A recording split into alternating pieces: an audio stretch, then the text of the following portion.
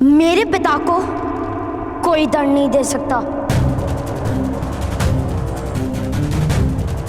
यदि तुमने मुझे रोकने का प्रयत्न किया तो गांधार और हस्तिनापुर की सेना से तुम्हें युद्ध करना पड़ेगा। अपने पिता के जीवन की रक्षा करते अपने पूरे परिवार के जीवन को संकट में डाल दोगे। पुत्रगण, वचन दो, कोई ऐसा कार्य नहीं करो कि जिस कारण तुम्हारी माता या भाई पर कोई संकट आए। वचन दो।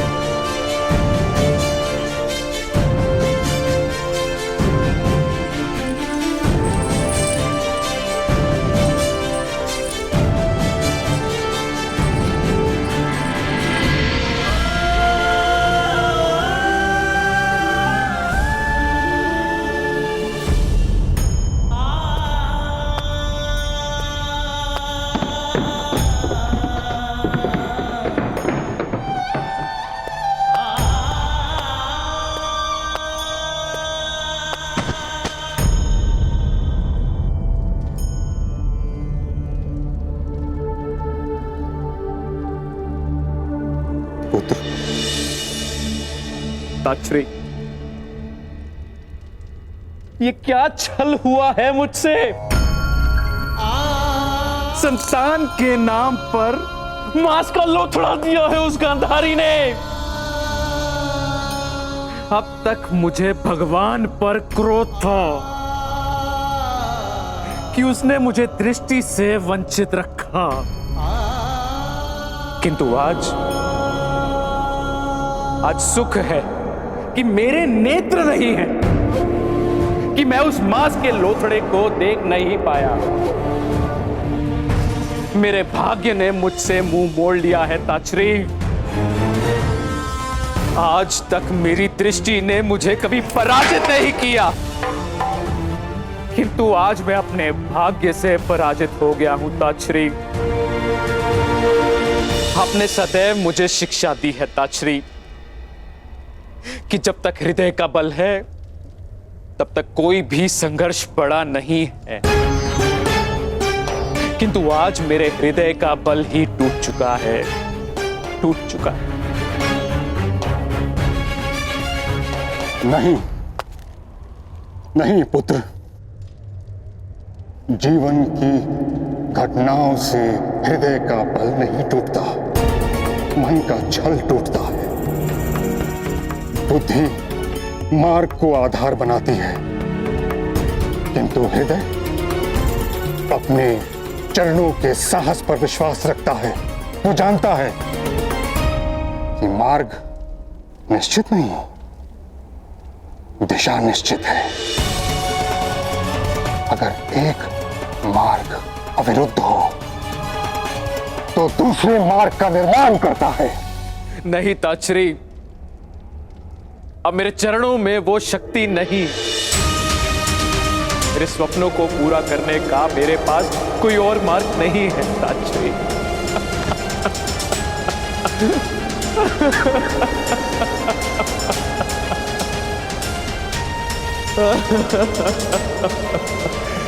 कोई तो उपाय होगा ताक्षरी, कोई तो उपाय बताइए ताक्षरी।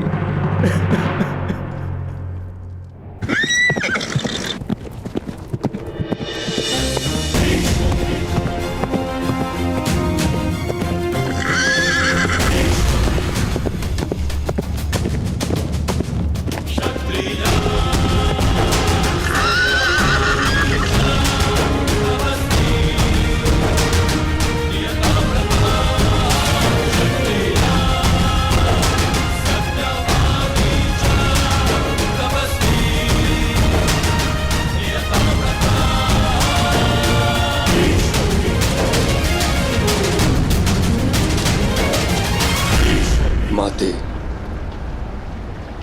आज आपके पुत्र को आपके मार्गदर्शन की आवश्यकता है।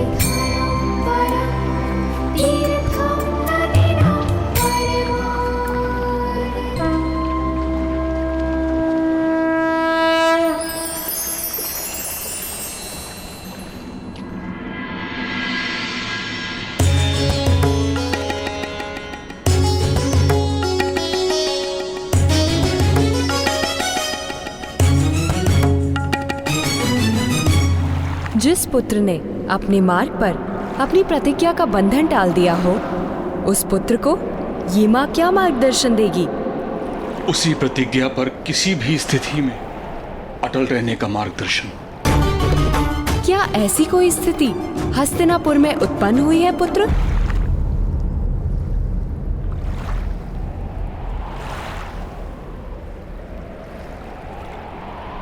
धृतराष्ट्र का दुख मेरे हृदय की पीड़ा है माता।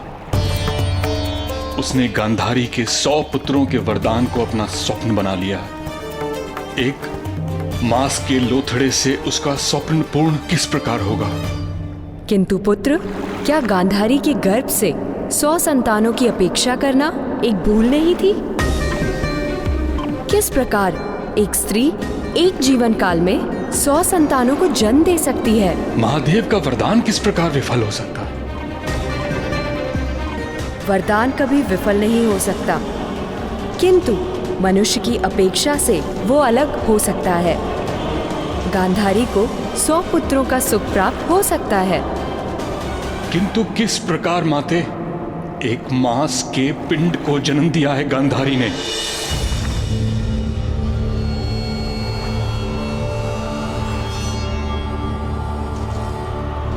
नहीं पुत्र, उसने 100 संतानों के गर्भ बीज को जन्म दिया है।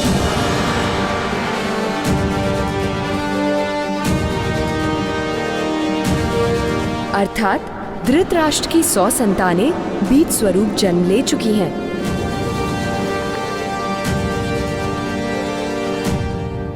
अब उन्हें मानव का रूप देना होगा, और ये कार्य इस पृथ्वी पर केवल महामुनि व्यास ही कर सकते हैं। यदि कल सूर्योदय तक महामुनि हस्तिनापुर जाकर उस पिंड को अपना आशीर्वाद दें, तो धृतराष्ट्र की 100 संतानें जन्म लेंगी।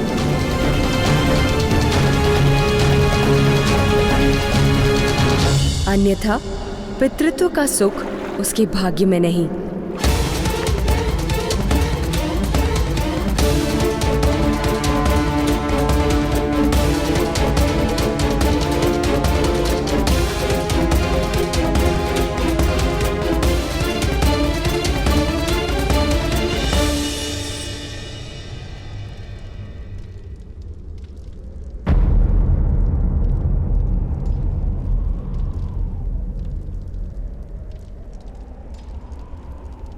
धैर्य रखो पुत्र। महामुनि व्यास गांधारी के 100 पुत्रों को जीवन अवश्य देंगे। मैं स्वयं जाकर उन्हें तपस्या भंग करने का अनुरोध करूंगा और प्रातः काल से पूर्व उन्हें हस्तिनापुर लाने का संपूर्ण प्रयत्न करूंगा। प्रयत्न करने वाला सफल नहीं होता महामहिम, हठ करने वाला ही सफल होता है। जल की प्राप्ति के लिए प्रयत्न करने वाला नदी और झरने ढूंढता है, और जल के लिए जो हठ करता है वो कुआं खोदता है महामहिम, कुआं।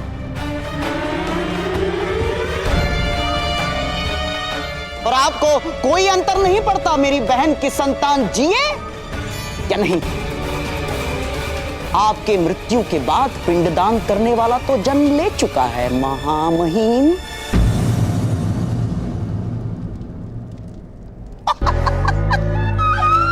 महाराज पांडु के घर में हैं?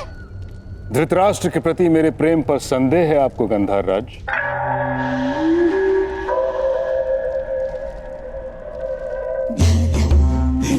कदापि नहीं महामहिम। जिसने ब्रह्मचर्य की प्रतिज्ञा ली हो, उसके हृदय की भावनाओं पर संदेह कैसे कर सकता हूं? किंतु यहां इस समय प्रेम का होना पर्याप्त नहीं। उन्माद, उन्माद की आवश्यकता है महामहिम, उन्माद की। उन्माद का अर्थ जानते हैं ना आप? जिसे रात और दिन का भेद दिखाई ना दे, जिसे सत्य असत्य, सार असार उचित अनुचित का विस्मरण हो जाए। उसे कहते हैं उन्माद, जो आज मेरे अंतर में है। इसीलिए शकुनी स्वयं महामुनि की खोज करने जाएगा। महामहिम,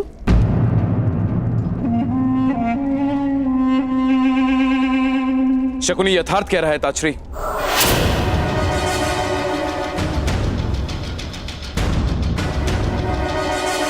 आप सदा ही धर्म के मार्ग पर चले, किंतु इस समय धर्म का नहीं, परिणाम का महत्व है। अपनी बहन के प्राण, अपना सम्मान और गांधार की स्वतंत्रता की रक्षा हेतु शकुनी अधिक प्रयत्न करेगा।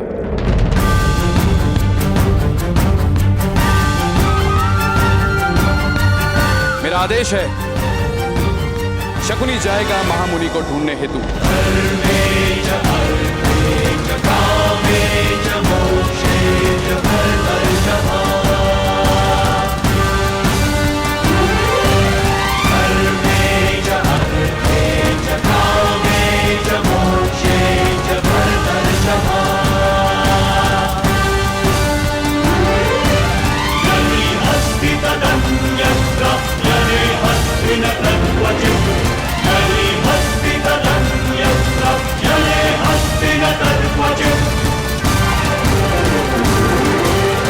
सैनिकों, आप सबसे अधिक बलवान योद्धा समस्त सेना में नहीं है। इसी कारणवश मैंने आपको इस कार्य के लिए नियुक्त किया है।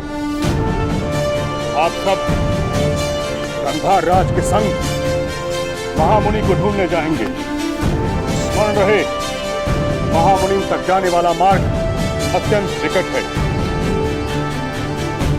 गांधार राज शकुनी के सामर्थ्य पर मुझे विश्वास नहीं, इसलिए उनकी रक्षा का भार आप पर है। यदि वो अपने कार्य में सफल होते हैं तो संपूर्ण हस्तिनापुर पर आने वाला संकट टल जाए। प्रातः काल से पूर्व महामुनि को हस्तिनापुर ले आते हैं तो आप में से प्रत्येक को धन, धान्य या भूमि देकर संतुष्ट किया जाए। जो मांगोगे दिया जाएगा। क्या जीवन दान मांगने पर वो भी दिया जाएगा महोदय?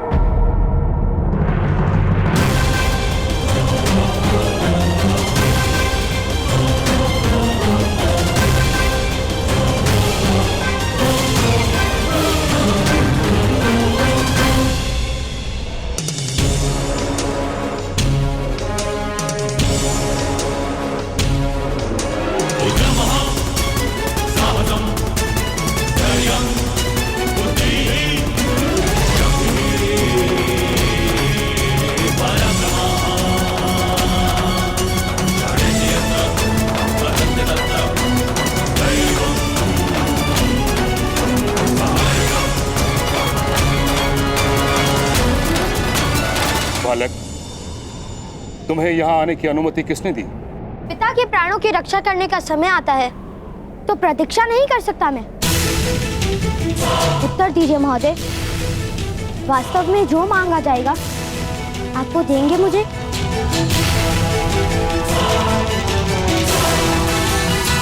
किंतु केवल सैनिकों को। अगर मैं इनसे पहले लेकर आऊंगा तो?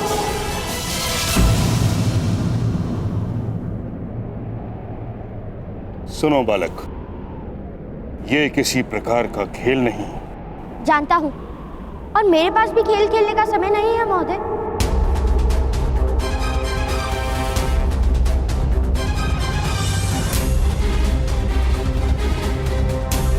मैं अवश्य अपने पिताश्री की रक्षा करूंगा।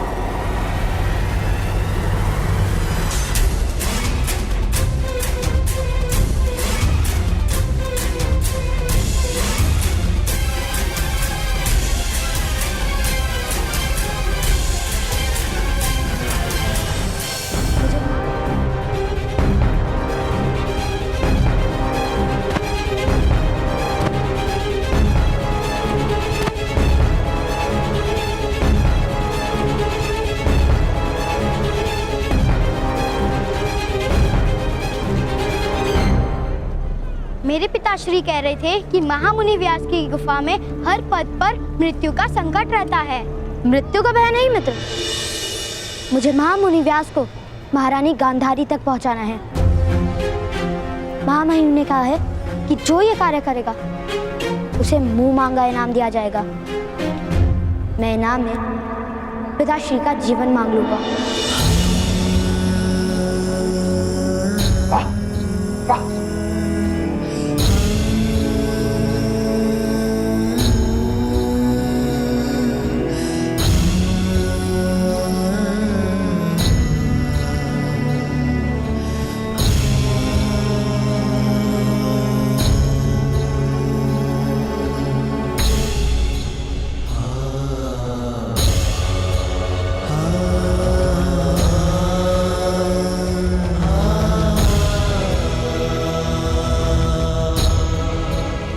माता, मुझे आशीर्वाद दीजिए।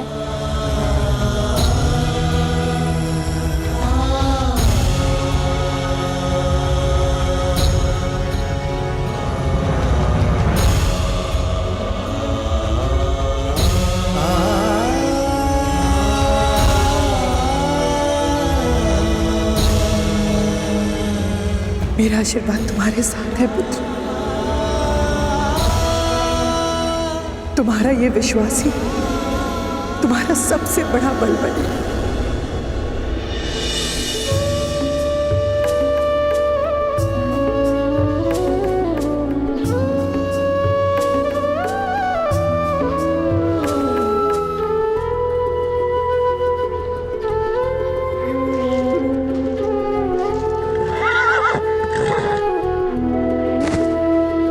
किंतु भ्रातागण, बद्रीराम में आप महामुनि व्यास को किस प्रकार ढूंढेंगे?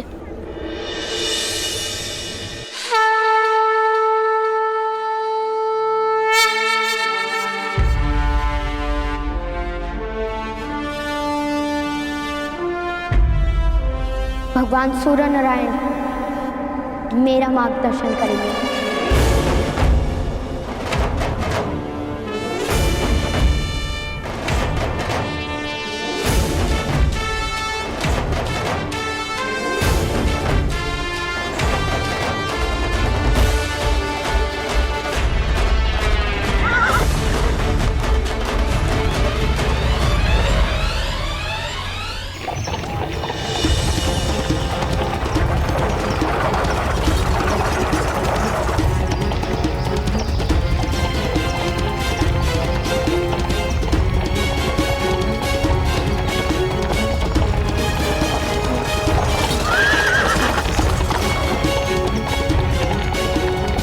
करो, बद्री धाम का मार्ग लंबा है।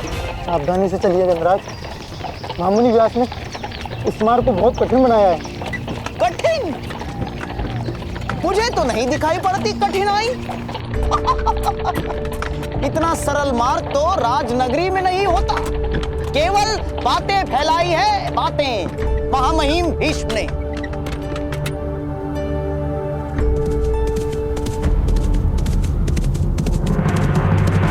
रथ रोको।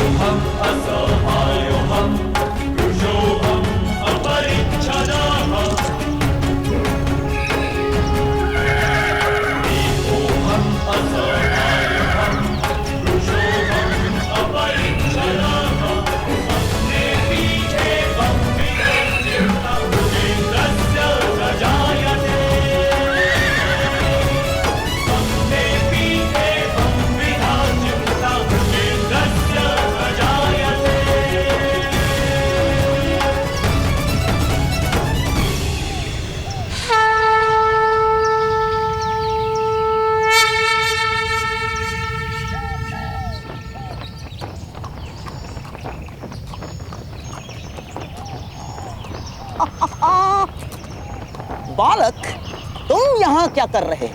वही जो आप कर रहे हैं। मैं महामुनि को हस्तिनापुर ले जाऊंगा। तुम करोगे वो कार्य? जानते नहीं ये मार्ग अत्यंत कठिन है? आप जानते हैं कि मार्ग कठिन है, आओ फिर तो ये कार्य आपसे हो ही नहीं पाएगा। जो कठिनाई नहीं जानता वही कठिनाइयों से पार उतरता है, ऐसा मेरे ताऊ ने कहा था। बड़े बातूनी हो बालक, किंतु ये बालकों का खेल नहीं। उत्तम, क्योंकि खेल खेलने का समय मेरे पास भी नहीं है महोदय, क्योंकि मुझे पिताश्री की रक्षा करने हेतु महामुनि व्यास को महारानी गांधारी तक पहुंचाना है।